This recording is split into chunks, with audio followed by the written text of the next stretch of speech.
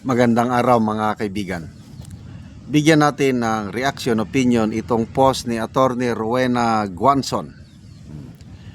Isinare ni Attorney Guanzon ang pahayag ni dating Executive Secretary Lucas Bersamin na doon sa Cabral Files may nakalagay doon na ES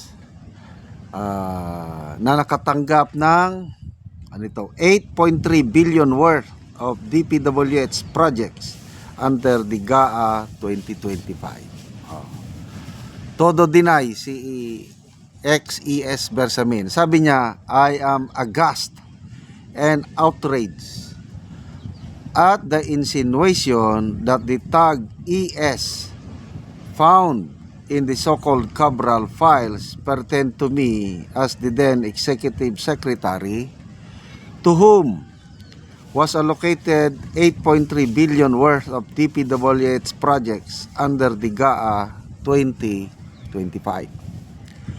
I emphatically state that I did not ever request, endorse, approve, or authorize any DPWH project or budget allocation at any stage of the budget process. So yun, todo deny si then ES Bersamin. So ito ang reaksyon ni Attorney Guanzon. Sabi niya, alangan naman na Eli Soriano yung ES na yun, sir. Kumanta ka na kasi. I don't know kung kakanta yan. Walang kakanta. So ito na yung mga sinasabi ni Congressman Libeste na malalaking pangalan na nasa Malacanang na nakasama sa Cabral Files. Kaya nung una, alanganin siya na i-release yung Cabral Files. So dalawa na yung lumalabas ngayon na nasa Malacanang, ES Bersamin at saka First Lady Lisa Araneta Marcos. Ngayon, ang bagong balita, ang palasyo pinaiimbestigahan itong si Congressman Libeste paano napunta sa kanya yung Cabral Files. Na sinasabi ni Yusek Claire Castro na hearsay, walang probative value ang mga Cabral Files dahil hindi daw inauthenticate ni DPWH Secretary Vince Tison. Yes, agree ako doon na walang probative value. Kailang ang may value noon is yung court of public opinion. May value yun. Kaming mga mamamayan, depende sa perception, may maniwala, may hindi maniwala. Lumalabas ngayon, mas maraming naniniwala sa Cabral Files. So, lalong nagsusumiklab ngayon ang galit ng taong bayan sa talamak na korupsyon ng administrasyong ito dahil naniniwala 97% sa mga respondents sa survey ng Pulse Asia Survey, 97% talamak ang korupsyon. So itong Cabral Files na ito nagpapatibay doon sa survey sa pagkatalamak ng korupsyon dahil mismong taga Malacanang ay may isiningit pala. So niluloko lang nila ang taong bayan. Last year, ganitong katapusan na ng December, last week of December, nag-ano pa sila, nag-overtime sila, nagpapalabas sila ng mga pictures, videos na nagpupuyat kuno ang taga Malacanang, pinag-aaralan yung budget para lang kuno mawala ang mga singit-singit hanggang pinirmahan, hanggang ipinagbayabang na pinag-aralan daw ng gusto ng budget. Ngayon lumalabas ang daming singit-singit, ang daming budget insertion. So tapos kung sino pa yung nakakuha ng file na ito na sinasabi ni Congressman Libeste na nakakuha siya ng file dahil sa pag-approve ni Secretary Vince Dizon, gusto nilang paimbestigahan. Kasi daw, pinilit daw ni Congressman Libeste ang isang staff para bigyan siya. I don't think so. These are controversial files. At kung walang pagtugot si Secretary Vince Dizon, hindi makakakuha si Congressman Libeste. Ngayon, todo deny na si Libeste. Kaya ako, nakakadismaya. Ang taas ng respeto ko kay Secretary Vince Dizon pag upong-upo niya dahil para bang tunay yung kanyang hangarin na linisin ang ahensya ng korupsyon. Tunay.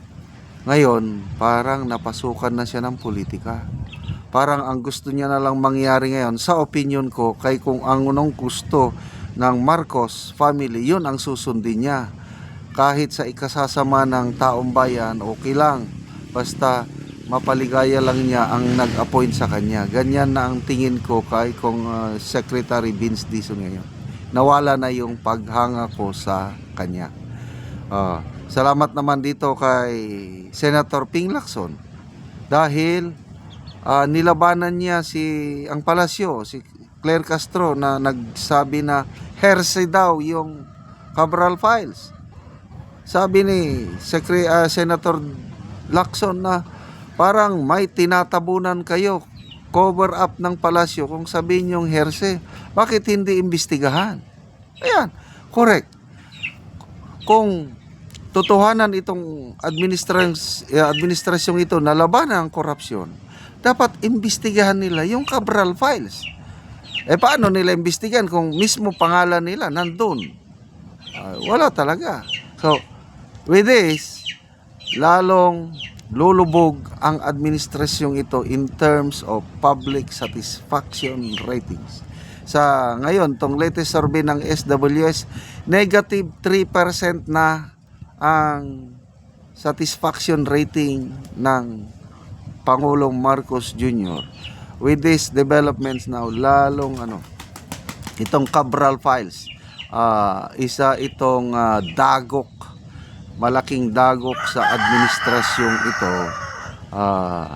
Ikumpara mo kay BP Sara, 31% ang kanyang positive net satisfaction rating kumpara sa Marcos. Wala na, nagiging lame duck president na talaga ito. Salamat mga kaibigan sa inyong pagsubaybay sa ating channel.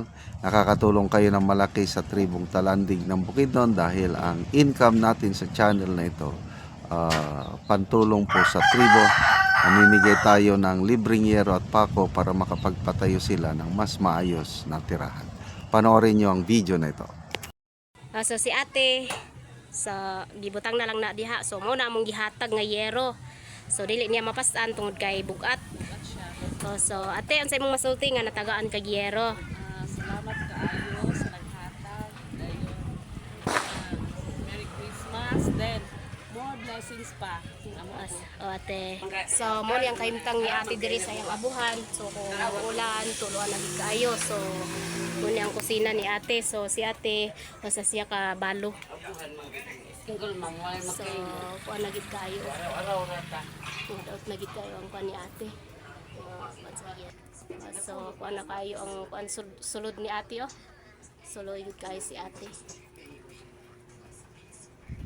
Sa ate, ang sa imong masulti nga natagaan mang gid kag yero, makapuli na gid ka kay daot naman dai imong kuan himan nga yero. Salamat ya ako na siya mapulihan ug di na ko tuluan. So di nakatuluan ate. So pila na imong edad te? 48. So nakay banante? Wala. So balo ka pila na ka year ate nga Single mom ka. So si ate single mom di ay dili di siya balo so single mom. So pila ka buki imong anak te? Duha. So duha imong anak. So nag-eskwela pa sila te? O eskwela elementary o senior high. So unsa na lang ang yung panginabuhian te? Kanira tindahan So ginagmay lang. araw-araw. So si ate nagnegosyo og ginagmay lang aron lang makabuhi sa iyang anak kay siya usa ka siya ka single mom. Pila na ka year ate nga na single mom ka? Kuan na 11 years. So Dili. 12 years. Kay So 12 man ang 12 years ginamamura. na. So dako kayong pasalamat ate. So Merry Christmas, Pasko pag yun. So naatagaan yun kag Yero. Oh, timing kayo Christmas. Salamat kaayo. Kay ilang tuluan. Sige ate, God bless gid kayo ate. Makapuli na gid ka sa imong balay o Yero. Oh, salamat Sige kaayo ate, sa salamat sponsor. po. Salamat sa donation.